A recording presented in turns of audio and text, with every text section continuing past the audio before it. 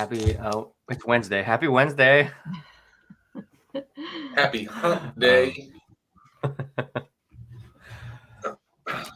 Top of the morning, everybody. Super pumped to be doing this live today. Bit of a different one. We are going to start rolling out live interview series with some of our clients. I think we have some scheduled all the way until the end of December. Jill being the first one, absolute rock star. Had to twist her arm to come join us, so super pumped.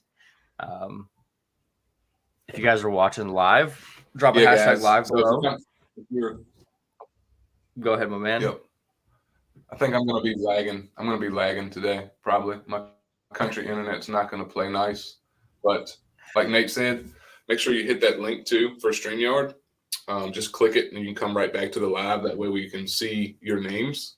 Let's give a proper intro to Jill. Jill came into our world a few months ago, into Group Juice. And she was like very vigilant in coming in and implementing everything that we have inside of Group Juice.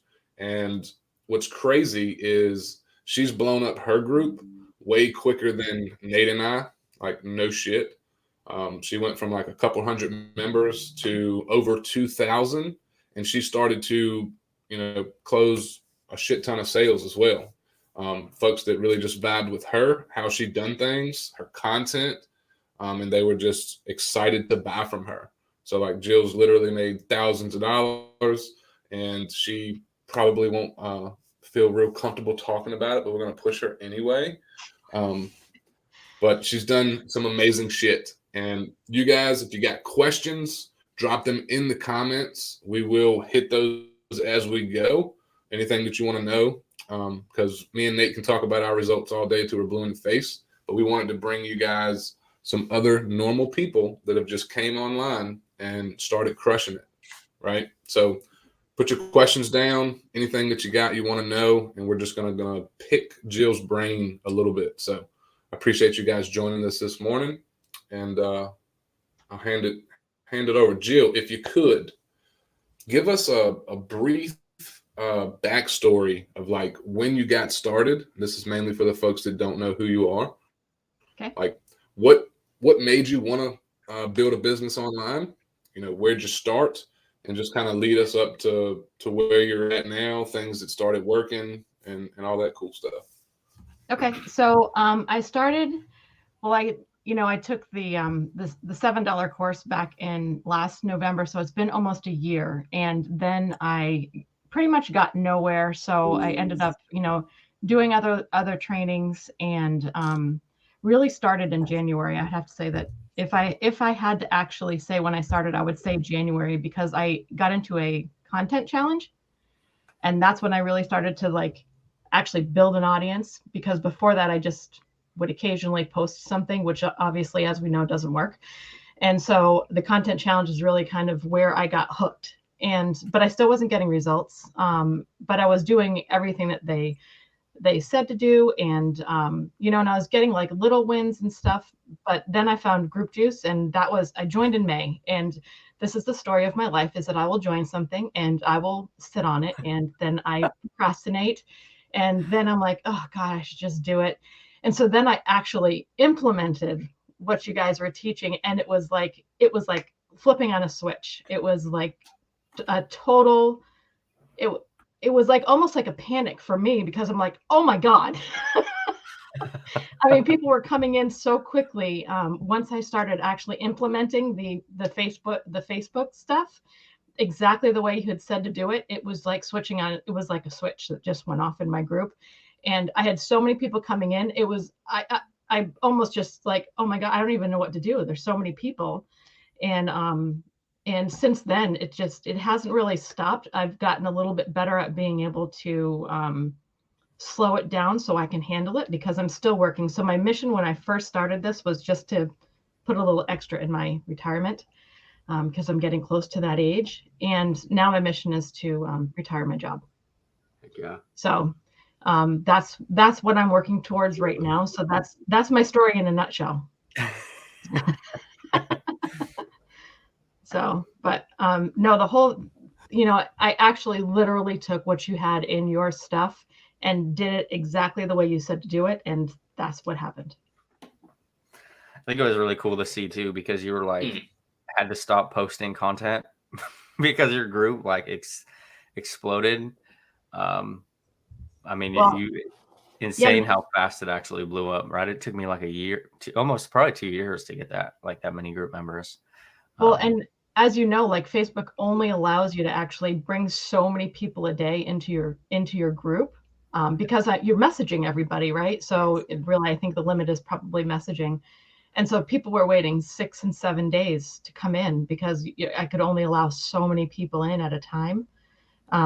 So then my content became, I'm really sorry you're waiting for so long. I'll get you in there as fast as I can. Instead of actually trying to get people in, I was apologizing to the people that were waiting. So That's wild. Like Nate said, it took us a couple of years to get to 1,000 group members, and you went to 2,000 in like less than 30 days, which is just unreal. Yep. Not to mention, you say you technically got started like a year ago when you started taking it serious. So like another thing is I see a lot of folks, they come in. I was one of them. It's like it took me a very long time to make my first like high ticket sale.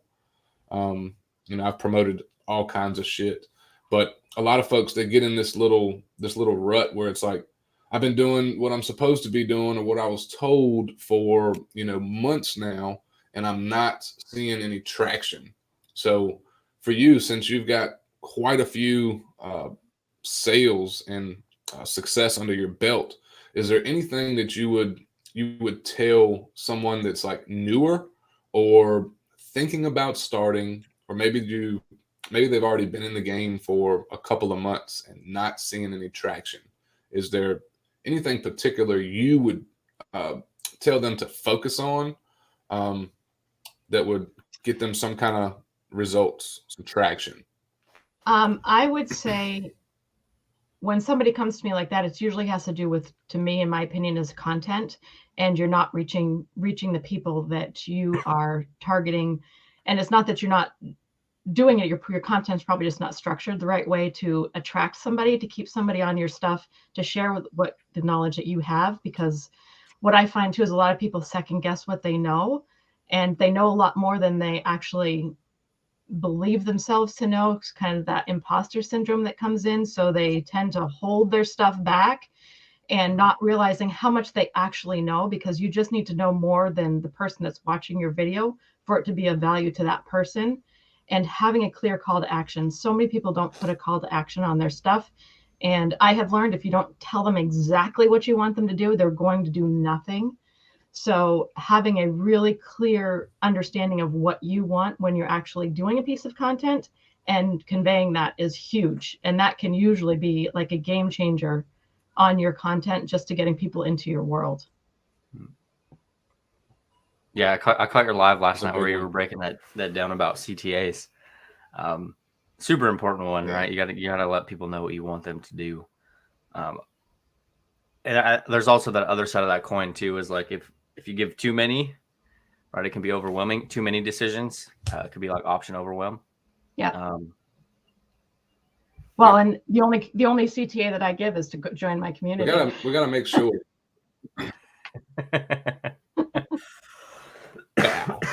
That's a good one. That's a good one. Now, some of you guys that are watching, I'll challenge all of you to look at what you want to optimize for. So, like, if you're not building a group of your own right now, you definitely should be, because that's going to be your house online. You get to run it however you want to. You get to share more of what you're doing so that you can bring value to other people. Like this is why people buy from Jill. She's always sharing, helpful things to her audience, right? So she's showcasing what she knows. She made a couple really good points. I don't know if everyone picked up on, but she said, most of us don't give ourselves credit on the knowledge that we're sitting on, and we just don't put it out there. So like if you know things, especially things are going to be beneficial to other people. It's your obligation as an entrepreneur, as a marketer, as an affiliate, as a coach, to share your knowledge, because that's what's going to bring the connection together, help you build the relationship, right? So look at what you're optimizing for. Jill just said her main call to action is join my community, right? So everybody knows Jill has a community and what she puts inside. So my next question, I see we got a couple in the comments too. We'll get to that. My next question, let's just pull up Ed's, because it's kind of what I was going to ask.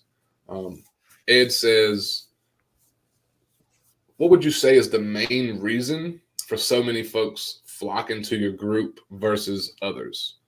Your content? So it's like, is there something specific you were doing, besides following the training? Were you offering anything? Were you giving any kind of incentives for folks to come to your group? I do have some free training in there, but I can tell you that what most people tell me is because I come across as myself, and in my content, I try to speak to it as if I'm like having coffee with somebody. So not coming off as somebody that's being salesy, or, I do some of the trendy kind of stuff every once in a while, just because, they're kind of fun to make. But when I'm actually having a conversation with the camera, just trying to have it like you're sitting across the table from somebody. And so you come across as somebody that's really authentic, somebody that they know that if they come and ask you a question, you're going to give them an answer. So that's what most people tell me is the reason I'm here is because of how trustworthy you looked in your content. So I would say that's probably the number one thing. But I know that I was not good at that in the beginning either. I think it's something that it's hard to do. It's hard to have a conversation with a camera like you're sitting across the table having coffee. That's hard. Yeah, it's a little awkward at first, for sure. Well, this whole thing is awkward because you're usually just sitting in a room by yourself talking, It's like when you're making TikToks or some type of video content around people who don't create content. It's probably one of the weirdest feelings inside. Like everybody's looking at me. And I think do you find when you're doing that, you talk a little quieter too? You're like, gosh, go in the other room. Yes. I think one of the coolest things to that, when you mentioned that, is like we're talking about you exploding your group and your business.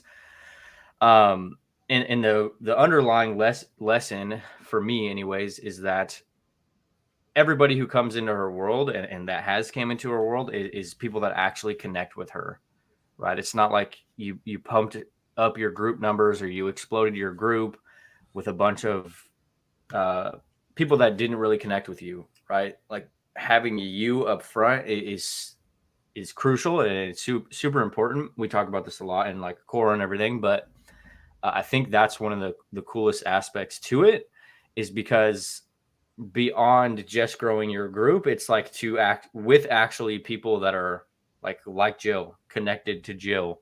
And if any of you guys haven't already, I will link Jill's group so you can join. Her group is extremely active. Lots of like engagement, like tons of people in there asking questions, like fired up, trying to get going. It's really cool to see.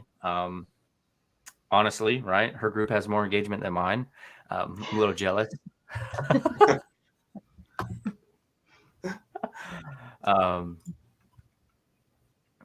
It is cool. And actually I love my community for that, because they are very active, and people just come in, and not only that, the people that are there actually answer the questions sometimes too. And there's some great answers in there, and it's a different perspective, which you need as a new affiliate too, having more than one perspective. I think it's important, so I think it's great. I love my community. Heck yeah. Great group. Yeah, and it builds like this really cool culture, right? Culture and community. I think that's something that Tuan mentioned one time when we interviewed him, was like, ultimately that's what people end up buying into. Not necessarily like from a monetary standpoint. It can, obviously, but people really want to be a part of that culture, right? Mhm. A part Yeah. of something. Yep. And having everybody so active in there really, really helps with keeping that community kind of fresh, and there's always something going on in it. Like I think I'm in that community, a couple of times a day, either answering a question and of course I'm live in there a lot too. So just like any other community probably, but trying to keep everybody kind of moving forward too, so that they have a place to ask where they don't have to worry if they're going to get judged or whatever, that it doesn't matter what the question is. There's somebody there that's going to answer my question. Heck yeah. So you've basically made it a safe place for people to actually come and get support and get like real time answers to their questions. I think that's a big one. It kind of falls into, these next couple of questions. One is, what was your messaging language to people that you were talking to in the DMs? And how do you keep or get them engaged in the group? This person said, sorry, because it says Facebook user, but it says most groups, especially new, are dead as fuck with inactive members in my experience. So would you say that it's lives or just like how you've framed it when you're inviting people with your call to actions, kind of letting them know what to expect coming in? If you could talk a little bit about, what do you think the reason behind folks being so engaged and active in your group? I think for one is a lot of them do feel connected when they're coming into the group, to Nate's point, that they do feel the connection already. The second thing is that I'm active in there often, and it's a mix of content. Some of it's value, some of it's, okay, what are your goals for this week? Or, so it's a mix of all different things. And I post my struggles in there. Like, if I ask a question and it's asking like, okay, what's your biggest struggle for this week? I'll put, okay, I'm going first. So here's mine for this week. So they know that this isn't easy for any of us. We all have things that we struggle with and stuff. And so I think it makes them feel a little bit more comfortable to share maybe their struggles and their wins, so, but having stuff that's kind of mixed, where you're mixing in value and personal stuff, and having like just a regular community, just like you would as if you were in an office. You're going to talk about all that stuff, like trying to keep it light and also helping them move forward.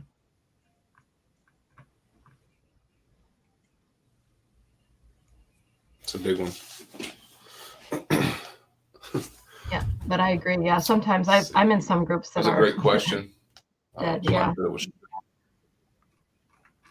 Many folks. Yeah, and I think naturally groups will usually get less engagement. Someone.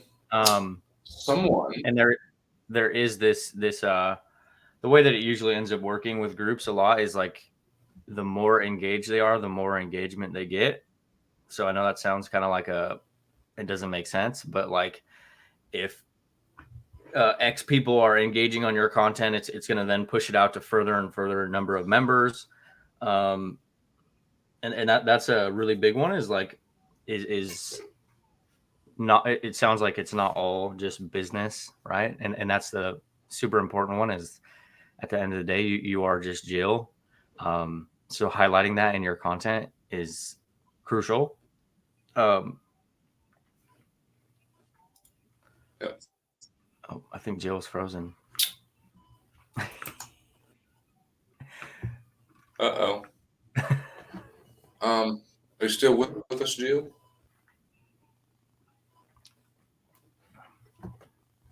One moment, guys. One moment. Can you guys Lots hear of great us? questions so far. Yeah, really. Can you guys hear us, though? Let us know in the comments if you can hear us. We just want to make sure, because Jill's definitely frozen. Waiting to see some comments, because I like this question. All right, Kit says yes. Kim says yes. All right, cool. Okay, so we lost Jill for a hot second. We'll give her to come back. In the meantime, go ahead, Nate. I was just gonna say while you guys, while we kind of wait, you guys feel free to drop any and every questions you guys have in the comments for Jill, or us. Right, we'll all three kind of jam out on some questions for you guys. Right, it's basically, we told Jill when she jumped on here, this is Jill's show. Kind of just wanted to get on here and pick her brain, and let you guys pick her brain as well, right? As she does work closely with us. So we already know a lot about Jill, but we kind of wanted to give everybody the opportunity to get to know Jill because she's a pretty awesome human being. Let me get her a message. Yeah, she done so well with group use that she knew very quickly that she wanted to work with us inside the Core Accelerator, and she's just kind of taken things up a notch since coming into there. So like Nate said, this is also a safe place for you guys to ask questions so that, you know, Jill can answer based on her experience and her success. We're trying to get her back on right now. We'll run through some of the questions until we get Jill. This one, what do your CTAs usually sound like? So we'll get, once we get Jill back in, we'll get her to share hers. But for me, it comes back to what you want to optimize for. If you want to grow your group, then that should be your call to action. You want to look at having and giving a reason for them to want to join, like what's in it for them, right? So like maybe you have something that's helps you with lead generation. Maybe you've got something that helps with, you know, anything online business related. And then you'd say something like, oh, she's back. You'd say something like, you know, if it's a video, good hook and headline, something that's pertaining to your actual video, the meat, which is the value side of the video.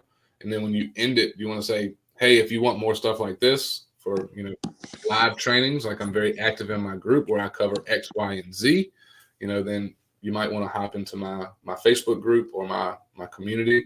You know, comment below if you want to do that, or you can direct them somewhere else. Like Jill mentioned earlier, you want to be very specific.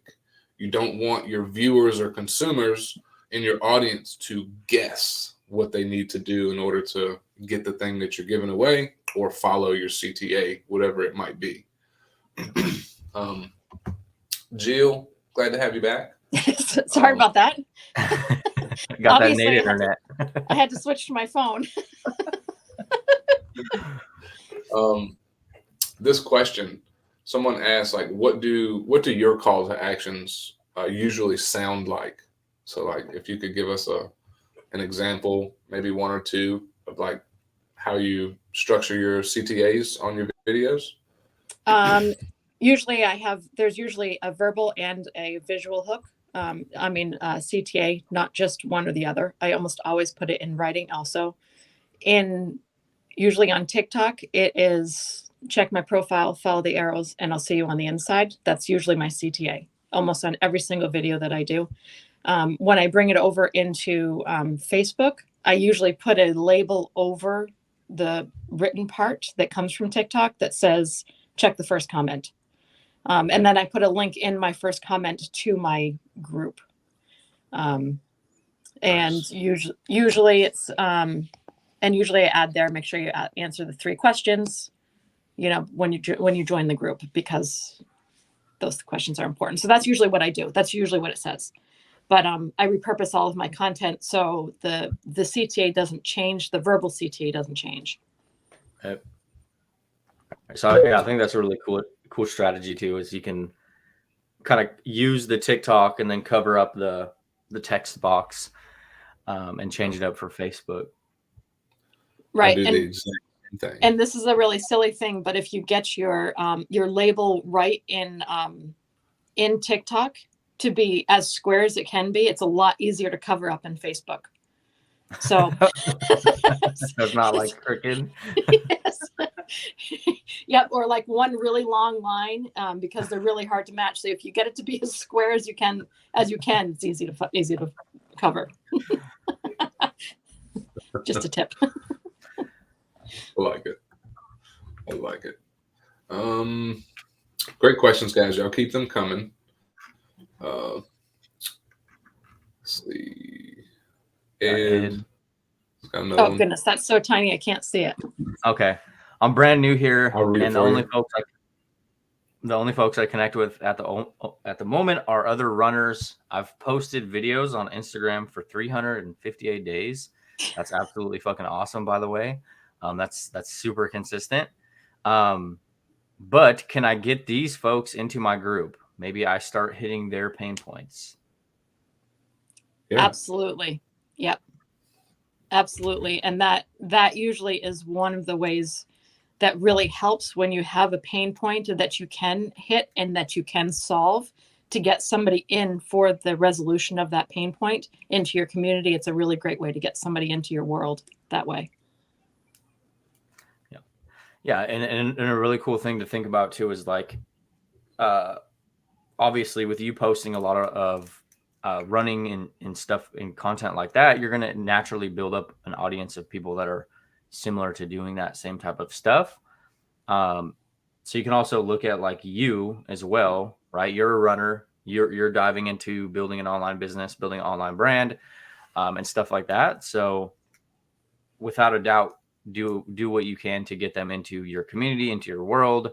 Imagine if you've been posting running content for the last year, you probably have some followers already, right? You already have a bit of an audience.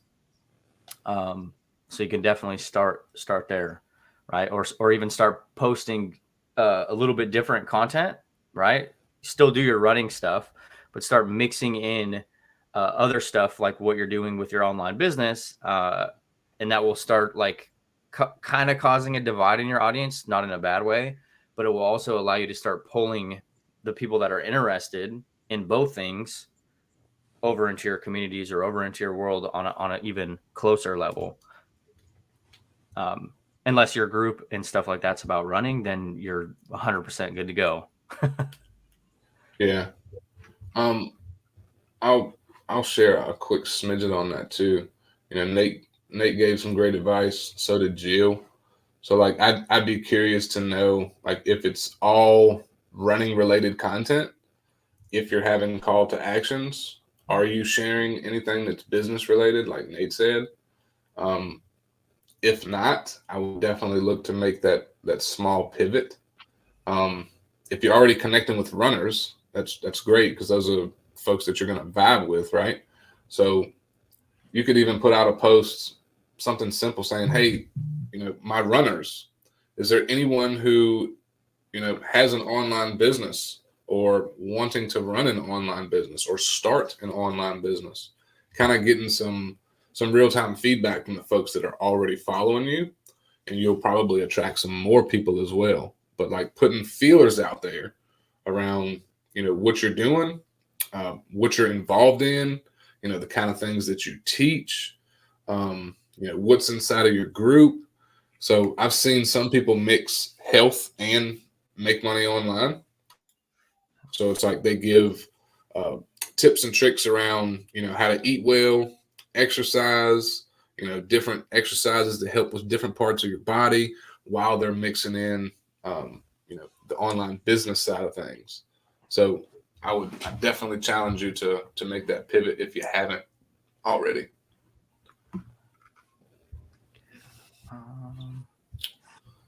Let's see what else we got.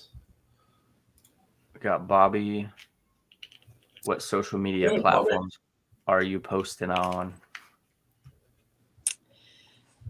For me, I create everything on TikTok and then I repurpose it to Instagram and YouTube and Facebook. Boom. So 4 places at the moment. Quick tip. We don't want anyone to get overwhelmed with doing it, but if you've got the time to post and repurpose on other platforms, definitely do it. And I say that mainly because you'll show up in more places. And number 2, you might have a piece of content that flops on, say, TikTok, but it absolutely fucking blows up on Facebook Reels or Instagram, and vice versa. Okay. Yep. I had, me personally, one example is I had one video that it got like 1,000 views on TikTok, but it got 4 million on Facebook. Right. Yeah. So definitely repurpose your content, but keep it simple in the beginning. Well, and I had that same experience on Facebook too. I mean, I don't have huge views on TikTok. On, I might have a couple that have huge views, but my experience is totally different on Facebook. Yep. So, yeah, I think you need to find your platform too. I mean, but having it everywhere, I think, is important. Yep. Yeah, I think there's a really Sorry, I was just going to say I do the same thing that Jill does, and I like posting and creating in TikTok because I'm comfortable with the features, and it's pretty simple. It's kind of where I started with short form, so I can do most of my editing inside of TikTok, and then, like Jill said, I'll bring it to other places. So yeah. Yeah, and I was going to say too, and there's a really awesome synergy if you're primarily doing it on Facebook as well, right? Like repurposing on Facebook Reels. For us that are primarily building their business on Facebook, the way that I kind of like to perceive it now that Facebook actually even has Reels is it's like you can literally kind of hit every angle: long form content, long video content, short form video, DM access. So it kind of allows you to tap into all of those components when it comes to effectively building your brand, right? For my longtime followers, you'll know that I've been on Facebook for a couple of years, and that's where my business exploded. And now that Reels is out, it's kind of just even got better. It's cooler now. I'm even more of a Facebook fanboy. Well, and it's a lot easier to have a conversation on Facebook. I mean, I know that TikTok has changed a little bit, but the conversations are so much easier on Facebook, and connecting with people is so much easier. So it's really hard to have a conversation on TikTok to me, because I don't seem to get the notifications for some reason. So me too. Yeah, which is unfortunate. It's a great question. How many times do you post your short form content per day? My goal is always 3. Always 3. And then I try to be a little bit slower on Sundays because I just need a day off. But yeah, always 3. My goal is always 3. Don't always hit it. Is there any specific times that you do? Nope, I don't pay any attention to times. I know that I've looked at my analytics in TikTok, and most of my people are on in the evenings, Eastern time. So, but I have not really paid a whole lot of attention. And it seems like how your stuff on TikTok is being pushed out has changed a little bit. It seems to grow. My views seem to grow slower there now, and it's not a quick hitting thing like it was in the beginning. I don't know if that's changed. It's just what I've noticed in my own stuff, but and it doesn't seem to make a big difference in Facebook either for me personally. Maybe others have a different experience. Gotcha. Yeah, we see the other questions coming in too, guys. We're just going to go right down the list. So keep the questions coming. These are good, like really good. Yep. I'll say I wanted to add real quick for those of you that are still working. Jill still works, right? So your schedules and routines are going to be and can be slightly different. So you want to put as much time as you can, but you also don't want to burn yourself out. Right now, I can say and speak from. I used to work 12-hour shifts and drove an hour each way. So 14 to 15 hours a day, I was at the job, and I would still make time for at least an hour of consuming training and then implementing training. So it'll be different for all of you based on where you are. So don't beat yourself up if you see someone who's posting 10 times a day and you can only post 3 times a day, or someone like Jill posting 3 times a day and you can only post 1 time a day. Do not compare yourself to other people, because like you'll hear all 3 of us say this, and anyone who's working with us, like we're long-term visionaries, whatever you want to call it. Like we think long-term. Right? Well, and I also, to that point though, I think that everybody makes content different too. I am not a batch content maker. I'm much better making it like when I have an idea, I make the piece of content. I know some people can go and batch and have plenty for the whole week. That is not me. So I think everybody makes content different, and you have to kind of go with what's comfortable for you.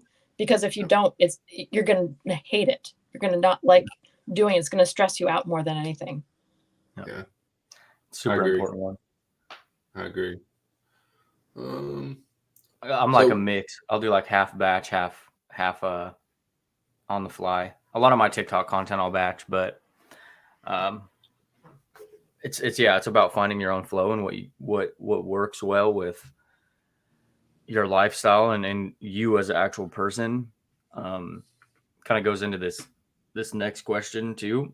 What types of content to post in a brand new group? Don't want to send them to a group without providing value to them.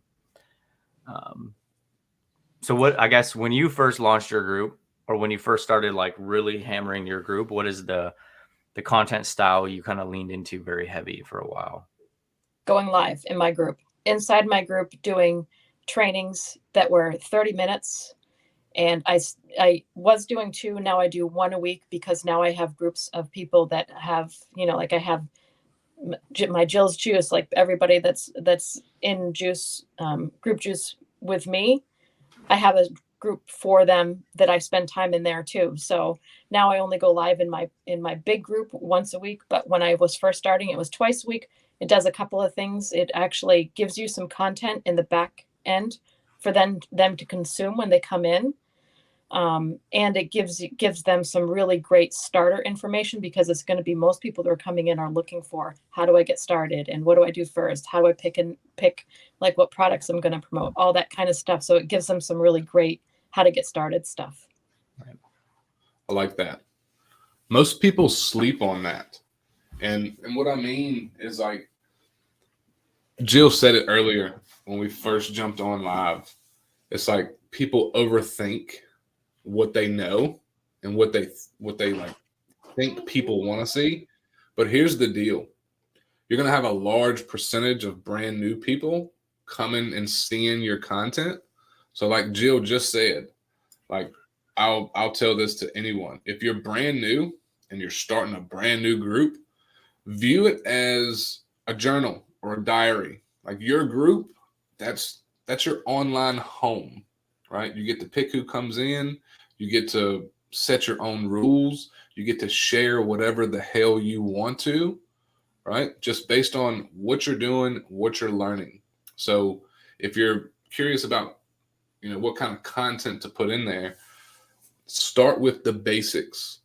People need like basic fundamentals. Don't forget that what you think is basic, if you've been through any kind of training, what you view as basic is like completely foreign to a brand new person. So like think about most common asked questions that you get. What is affiliate marketing? What kind of online businesses are there? What kind of products can you sell? Physical, digital, right? Just basic stuff so people can get started and get an understanding. Look at it from a standpoint of when you come into my group, first thing I want people to watch is, where I break down the last 5 years so they get up to speed with where I'm at now. And I'm getting ready to, roll out some newer trainings, or they will be brand new. That's going to do exactly what Jill just said.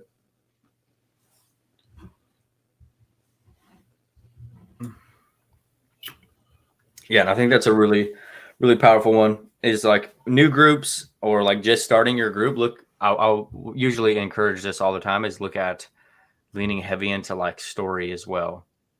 like as Flip just mentioned, documentation of you, right? Make it a point to put some semi long form content in there, for some form, whether that's written or video, for like 2 weeks straight, probably, right? Talk about what you're doing, where you're at, and then do some lives, some videos.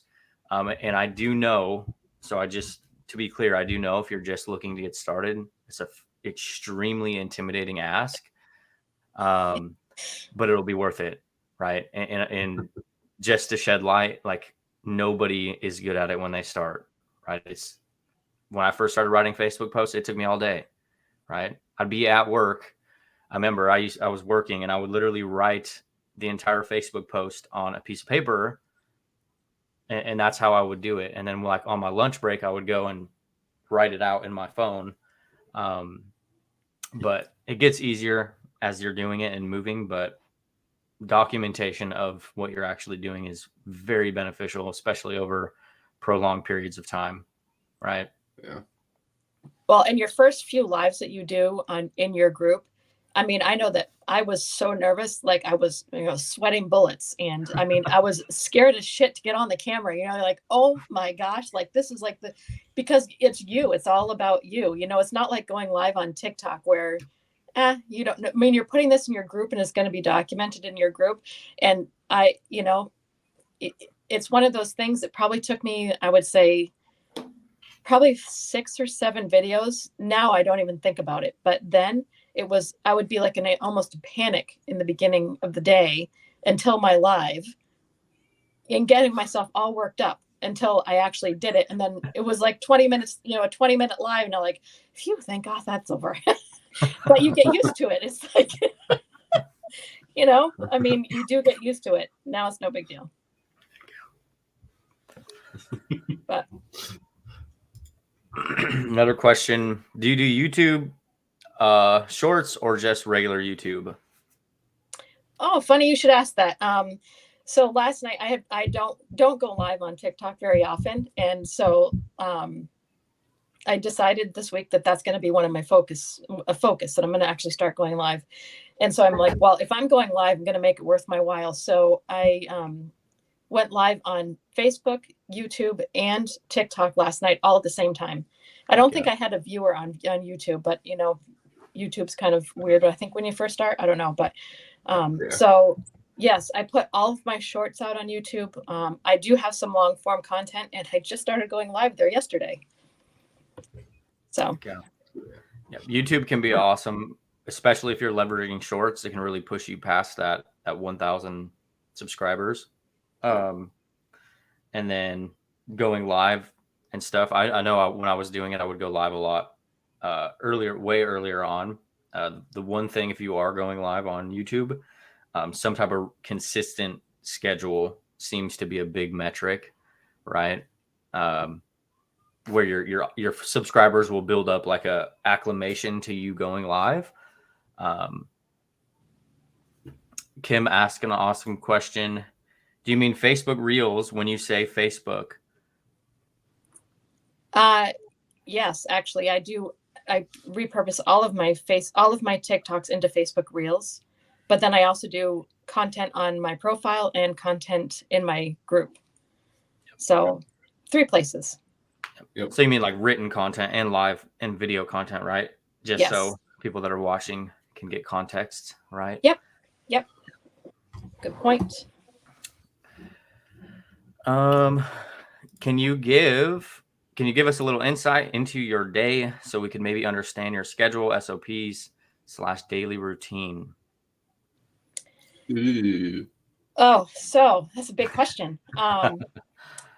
So I basically have a list of non-negotiables, and my list of non-negotiables is content is first, paying attention to my group is second, and then all the other stuff is kind of third. And then I have a list of 3 T's, which are the 3 top things I want to get done for the week.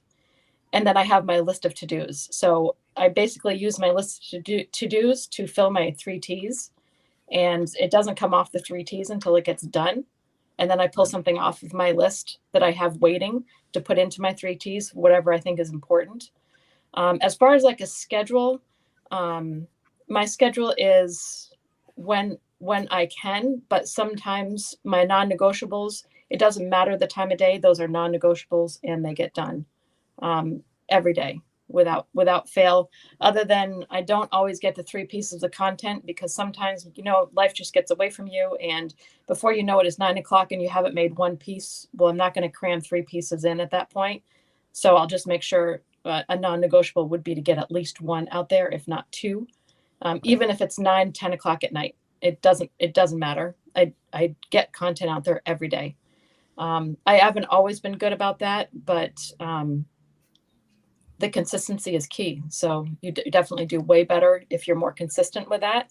So now I'm really, really consistent about it. So. So what would your non-negotiables be, right? Content's 1. Mm-hmm. Content and my groups are non-negotiables. Okay. So those the groups are huge, important. I mean, that is your entire community, and paying attention to them is every day is almost more important than the content to me, because they're your people. They're the people that are there for you. So to me, that's huge. Yeah. I mean, they actually did something for you. They actually came into your world. So. Yeah. Made that micro commitment. Mm-hmm. Anyone else who's like looking for or trying to create their own daily routine, around your job, best advice is just to test to see like how you feel while maybe you do like I used to do. Like after I worked my 12-hour shift, got home, spent a little bit of time with the wife and kids, and then I'd put like an hour in, right? But just testing different times for you to work. Maybe you want to get up early, put an hour in before you go to work. Maybe you want to do like Nate was doing on the lunch break. Whatever it might be, just test and pay attention to how you feel. And the biggest thing is just doing a little bit each day, even if it's just like 1 non-negotiable, right? Whatever it might look like. Just wanted to throw that out there because a lot of folks will beat themselves up, myself included. Because I'm kind of like Jill. Sometimes the day just is nuts because we got 2 little girls, 5 and 6, going on 21 and 22, little shits, and they keep us very busy. And like sometimes life just gets away from you, like she said. So I won't stress myself out if I didn't get something posted. I'll just kind of be like, today was a lag day, right? I'll hit it hard tomorrow, right? So just test, try and find what makes you feel good as far as your routine and schedule. And those are good days too. Like if you have some good stuff in your drafts to be able to just throw out there, it's a great day for that. So if you're not a batch person, if you can get a couple extra in your drafts, those have saved me in the past. So that helps a lot if you can just keep some in your pocket. Yeah, and a really cool another angle is like we talk about consistency and like content being like an accumulative thing, like it continues to work for you over prolonged periods of time. But you can also start pulling on content you've done before on those days, right? Like if I get a Facebook memory of a post I put out a year ago, I can then, and it doesn't have to be a year ago. It could be like 2 weeks ago, 3 weeks ago, or whatever. You can then use that as like a long form piece of content. Wouldn't necessarily do this with like a live video or a training. It would be primarily like a written piece of content. And you can do that in a couple different ways. You could change it up so it's relevant to the topic you're trying to cover, or like change the CTA or the headline in the bottom. Or you can even look at like, hey, this is how much I've grown in the last X amount of time. This is a post from 2 weeks ago, right? You can then a couple of different nuances and styles you can use. Yeah. Well, and you can also take that and if it's written, then create a video form of it and there's a lot of different things that you can do to use that information and do it in like 3 or 4 different ways, whether it's just a trending video with the written stuff on the screen, maybe one talking head, one written, so that you have take one idea and use it in a couple different ways, so you're not like banging your head against the wall trying to come up with something to do. I like it. This is a good one. Kind of nervous about stepping up to the responsibility of running and organizing a group. Any advice about running a group? Teething problems or obvious things to do or avoid, for example? It does add to it does certainly add to the things that you need to take care of. That's for sure. I would say that you pretty much just have to jump in and do it, because it's where you're actually, for me, it was where my business actually came to be. It's actually the piece in my whole world that moved my business in the right direction. So to me, it's the most important part, and it's important just to jump in and do it. Once you jump in and do it, it's not as bad even a week after you are starting to manage doing the content in there and keeping engaged with everybody that comes in and figuring out how to get people to respond to you, because that was a real struggle there in the beginning. Now that I've actually have my routine down, it's setting that routine and keeping to it so that people know what to expect, because everybody likes consistency. So keeping your group consistent will also help with the engagement in your group and all that kind of stuff. So I say just jump in and do it. As far as like the one thing that I did in the beginning that I probably regret the most is when somebody asked to come in, when I was struggling to get people to come in, is that I let anybody in. I didn't really pay much attention to the answers to the questions and all that kind of stuff. And I wish I'd paid more attention to that in the very, very beginning. But that was like the first few hundred that I had that came in. And that I think that is, remember that you're building your community, and that you want to be really mindful of the people that are in your community, and you want to make sure that they're a good fit for you. It's a big one. Nate, I don't want to skip over one thing. Ed's comment, the kind of long one. The biggest thing, I know what I would say, but I want to get Jill's opinion around this one particular part that says, I'll pivot once I actually finish the training and learn what to do, particularly how to leverage off of, the running influences and other streak runners that pin my comments or give me a shout out. So, Jill, would you recommend consuming all the training and then implementing, or would you recommend consuming and implementing as you go? Consuming and implementing as you go. Absolutely, 100%. Because you're never going to know everything and actually even to this day, I still go back and reference stuff that I need to know in there, because there's so much information. You're not going to remember it all first, and you're always going to have to go back and master one thing, move on, master another thing, move on. So just keep implementing little pieces and growing your group that way. Yeah. So I'm glad you said that, because that's like exactly what I was thinking.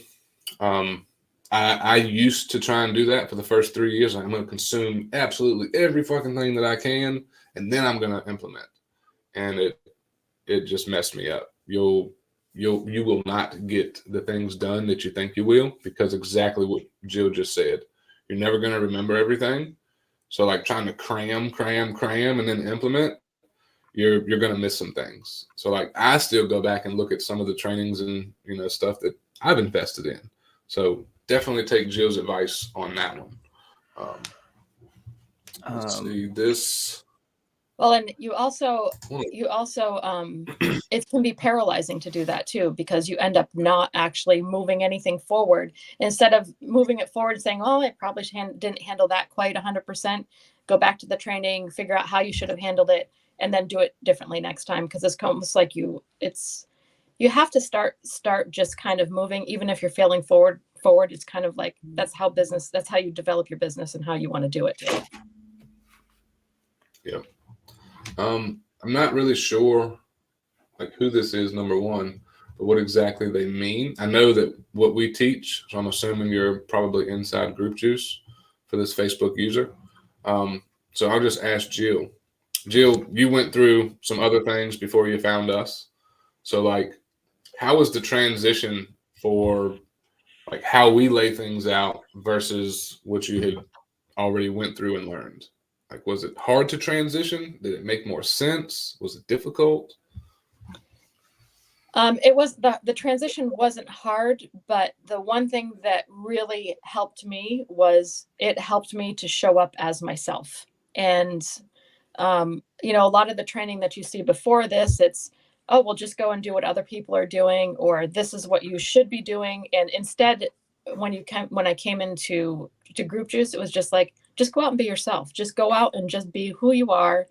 And the one thing that you'll probably see in my content, it changed a huge amount because I actually became a talking head. And if you look back at my stuff, you see very little of the training of the trending stuff that was coming up. And so I'm much more, I share much more of myself now. And I think that's made a huge difference. So that was a really, really big difference in my content when I came into Group Juice. And I honestly think that's probably what's changed the whole attraction to my group, because I changed how I was actually putting myself out there. That's huge. And I think it would be safe to say that's why like a lot more people were attracted to how you were operating. And it's definitely got something to do with your income as well. Because here's the deal when it comes to online, business, guys. I don't care what you're selling. Y'all have heard me say 1,000 times, dildos, dump trucks, or digital courses. I do not care, right? But people want to buy from people, not some copy and paste, not, someone saying the exact same shit that, 1,000 other people are saying. They want to know that you know where they are. And they also want to know and be sure that you are someone that can help them get to where they want to go. And if you can do that by being yourself and like explaining things the way that, you take it in, dude, you're going to grow your personal brand. You're going to grow your audience and you're going to grow your group. And folks are going to want to buy from you based on that simple thing of just being who the hell you really are. Right. So I think that was a huge one for you, Jill, for real. And I think as a whole, it really takes the pressure off in a sense, because it's like just showing up as yourself on the internet. Like, it's pretty fascinating when you think about it. Just create content about you, what you're doing in your life, and monetize it. Yep. This is a big one. Someone said, can you talk about mindset and overcoming self-doubt as a beginner? Read. Set time aside, and I know that it's really hard to do, but set time aside to for self-development, because most of that mindset stuff, first you don't know it, and until you read it. Like, I was reading a book just this week, and then what was interesting is I was doing that exact thing to myself right in my own head. I was, when you're in your own head and you're kind of creating scenarios of whatever your scenario is. And then you step back and you're like, I just created that entire scenario in my mind all by myself, because none of that is actually happening outside in my real world. But I made that a reality in my head, and okay, that reality is not true, and I'm not doing that anymore. So trying to read these books, and some of it seems a little woo-woo-y, and I'm not really that type of person. But what ends up happening is you end up developing ways to recognize when those things are happening and figuring out how to deal with it faster, so that you're not stuck in that, oh my goodness, I don't know enough to be able to teach somebody this. Well, you do, because if somebody asks you a question and you can spit out an answer, you know enough. So as long as you know more than they do, you know enough. So it's learning how to recognize that inside of yourself and knowing when it's coming and how to make yourself get through it faster. So what's your opinions? You nailed a big chunk of it, honestly. For me, we actually just talked about this 2 different times this week. So what I'll tell you guys is there's really 2 kinds of people. One that wants to grow and wants to work on personal development, personal growth. They want to become a better version of themselves. And then the other side of the coin, the other person, is someone who is wanting to change, but they're not, because they're comfortable doing what they're doing, even if it's bad shit. Right. So I heard something the other day on a podcast from Hermosi, and it was basically him saying he doesn't like going home for the holidays because when he goes home for the holidays, his blood, his family, they speak things to him based on who he used to be. And it's very awkward for him. It's very uncomfortable for him. He says, I would only see these people because they are related to me in blood. Is like, but the thing that gets him the most is the fact that most of the people that he would visit in his family are totally content with repeating the same 6 months 20 times. And he said, that's just not me. It's like, if you're a person that's like, you'll complain, bitch, and whine about how your life is, but you won't do a damn thing to change it. He's like, I don't want to be around you. I don't want to hear about the same shit every Thanksgiving, every Christmas, every Easter. It's like, I just don't want any parts of it. So, you got to change your environment. You got to set boundaries for yourself. If you're someone who deals with self-doubt, that's because of how you've been programmed probably your entire life, right? Like folks in my family, friends even, they look at me like I'm fucking crazy, or I'm just some, rich guy. I'm not rich, right? But they see numbers that get put up, right? And they silently judge. So like, that's not any self-doubt on my part. It's insecurity on theirs, because one, they're not willing to get educated or even attempt to understand what it is that I do or how I've done the things I've done. So I just choose to not even conversate, not even talk to them, cut them off. If you're negative, I don't want the energy. So if you're someone that's like dealing with self-doubt or like overthinking, you got to understand you're trying to become, and you're working towards becoming a better version of you. And it's going to be hard. You're going to be challenged. You're going to have haters. You're going to have fans. Like, folks are going to respect you. Folks are going to talk shit about you. It's all going to happen.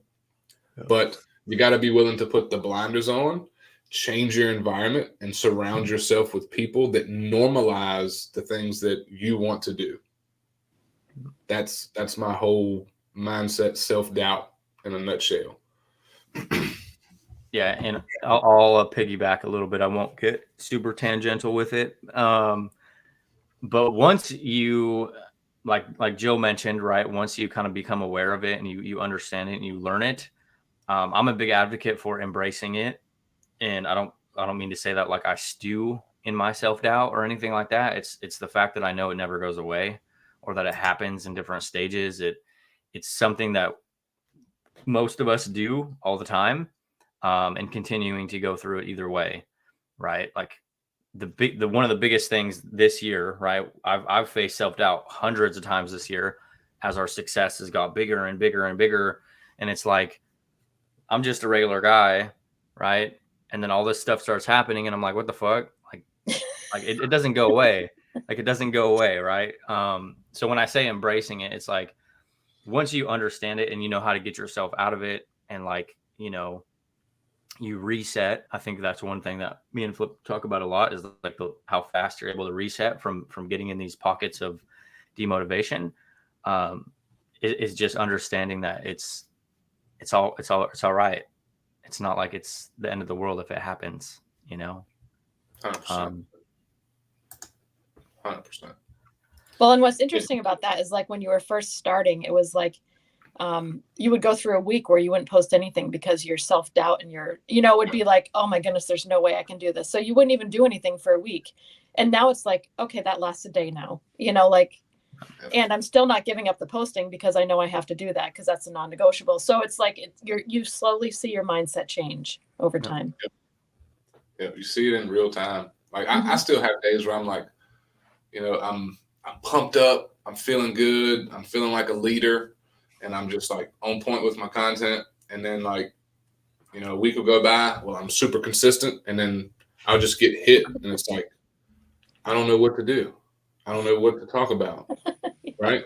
Yeah. And people will look at someone like us, or even folks that are way way bigger than us. They go through the same shit too. Yeah. But they just try and move the needle a little bit each and every day. That's really all we do. Yeah. Brian asked a great question. Do you use the same content for your profile and your group, or do you post different content? It's usually the same topic, but it's different. My group will get more detailed information, and the stuff on my profile will get less. But if they want to know more, they can join my group. Yeah. Same for us. The way now it's going to be different if you're in the beginning stages. You want to bring value to your audience, right? But like you'll get to a point, like for us, we'll still put value like on our profile, but it's more of like a highlight reel. And then like Jill said, we'll share even deeper content that's more detailed, more in the trenches, more strategy, more of like what we're really doing inside of our groups. It's almost like your profile is the line waiting to get in the fancy club that everybody wants to go to, and like that's the entryway. But the group is the club where all the cool shit goes down. So you want to make the folks in line on your profile see what's really going on in the group, but not without them being in the group, right? Like if you're not in that group, you're not getting all this awesome shit with the interview with Jill right now, right? You have to be in our groups, right? So like that's how we kind of view it. Yeah, and another really powerful thing that kind of got brought up earlier when somebody mentioned they're nervous about starting their group or like all of that. The way to look at it is eventually your group could be the main focus, right? Now, I'm not saying in the earlier stages, but like a good example of this is like Jill. Like she has 2,200 members in her community. She could literally just focus on putting long form content in her group at this point, right? That could be the main focus. Eventually, you'll get to a point where if you wanted to, you could start eliminating other aspects or avenues. Obviously, you would still want to maybe post short form videos to can facilitate consistent growth. But you will eventually get to the point where the main hub is your group, and then you can just start talking externally about what's going on in your group, right? Like after this live, I'll probably go post something on my profile. Hey, we just wrapped up the live, right? Yeah. You want to let folks know what's going on, right? That's basically how we look at content. What's going on in life? Is it, is there a relation to business? Something that happened in normal life that you can relate to business? What's going on in life and business, right? Like just sharing simple things, aha moments, perspective shifts, wins, struggles, things you've overcame, like you name it, you can probably share it, and it can be valuable to your audience. So quick question before we get to one of the last ones I see. There's about 30 of you that have been rocking with us the entire time. One, we appreciate that. We appreciate all of the questions. If things that you've heard on this interview, getting your questions answered, if it's been helpful, can you please let us know in the comments? Because we appreciate Jill coming to hang out. We figured it would be really awesome for you guys to get a completely different perspective. Someone who's went through a lot of our training and gotten some really awesome results. So if this has been helpful, let us know in the comments. If it's been valuable, if me and Nate absolutely suck, we have thick skin, you can let us know. But let us know your true thoughts around, the insights that Jill was so gracious enough to bring for you guys. Sweet. Thank you. Ben's got a really good question. I saw another one. Let's see where to go. Right there. When posting long form content on Facebook, can a post be too long? And if so, how do you tell?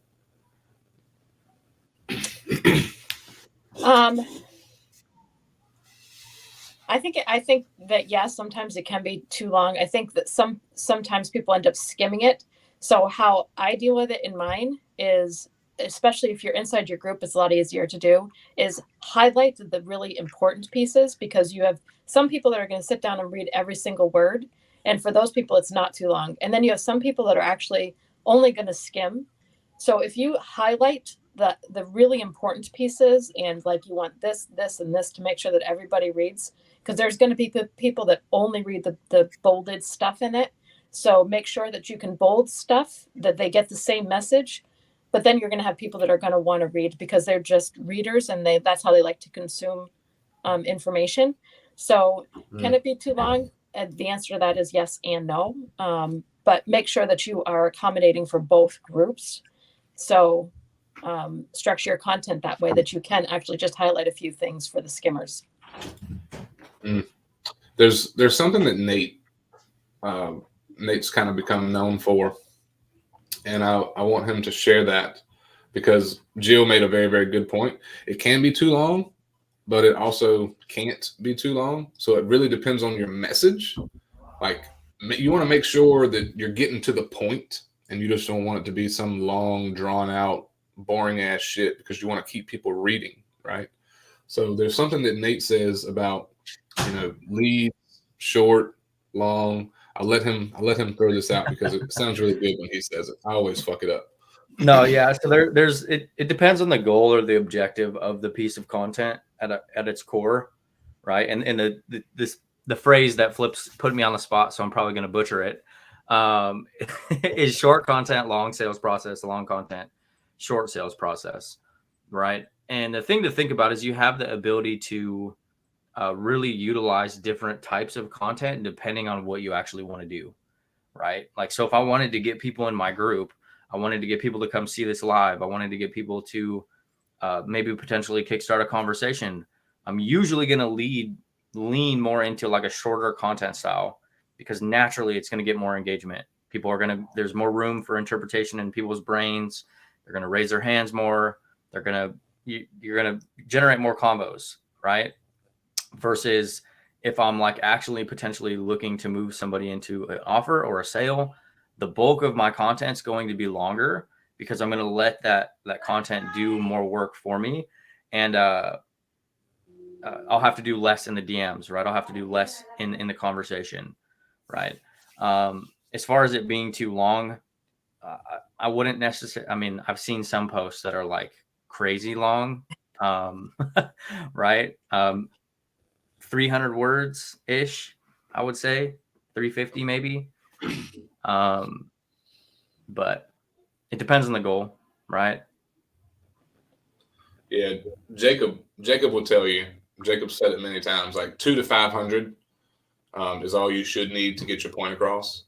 Don't overthink it, because like Nate said, if you have a long piece of content, your conversations around like actual sale or offers is going to be shorter, versus if you have a short post, short content, very, very quick read, or maybe a color block lead gen post or something like that, you're going to have a longer conversation, because you're going to generate lower quality leads, versus your long form content might not generate a lot of leads, but they're going to be higher quality people, right? So we don't want to work with lazy ass people.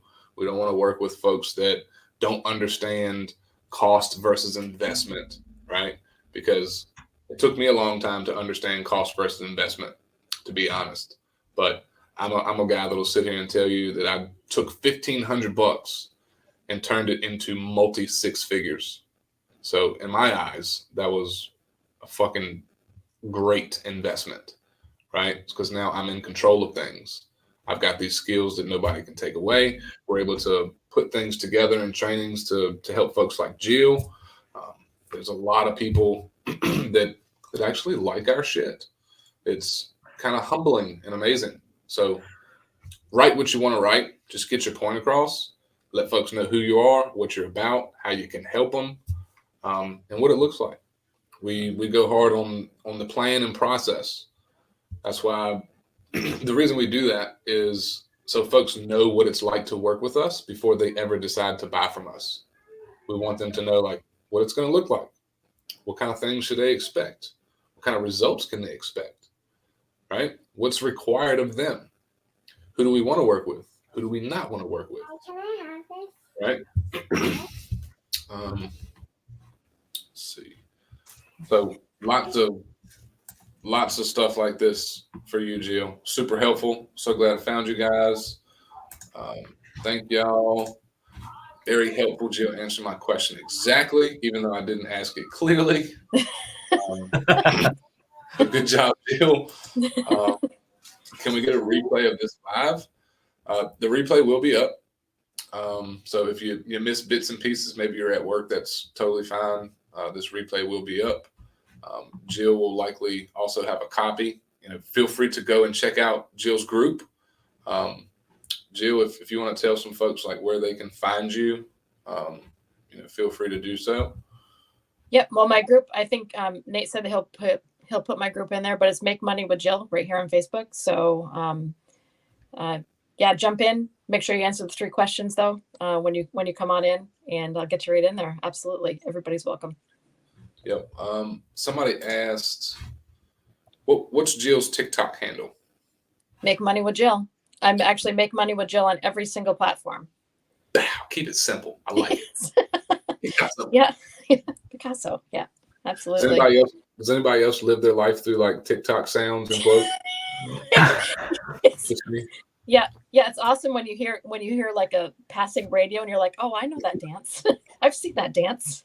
Yeah, I was out hunting with my dad the other day, and I shot a nice deer, and we found it, and I think I said something like Picasso. He was like, "Why the fuck do you keep saying Picasso?" I was like, "Dad, you just don't understand, man." Yep. That's one thing I never thought my life would be was TikTok isms.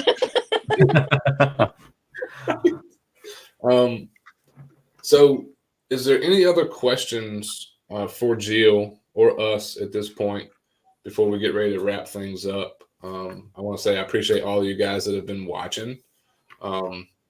Obviously, Jill's been very, very open and transparent with everything that she's doing and currently does. So this is what we want folks to kind of understand about our brand is like we help folks be themselves and get results online by being themselves. We're very transparent. We're very blunt. I say fuck a lot. That's just part of my brand. I'm unprofessional, if you will. So let us know if you got any more questions for Jill, Nate, or myself. If not, we just want to thank you, Jill, for hanging out with us. Well, thanks for having me. I appreciate it. Absolutely. Very fun to be here. Yeah.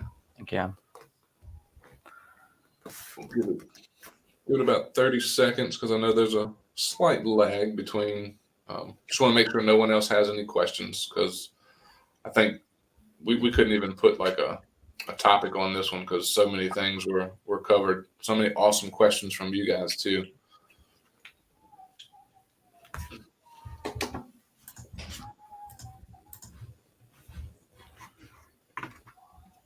Got us a peace sign. Cool.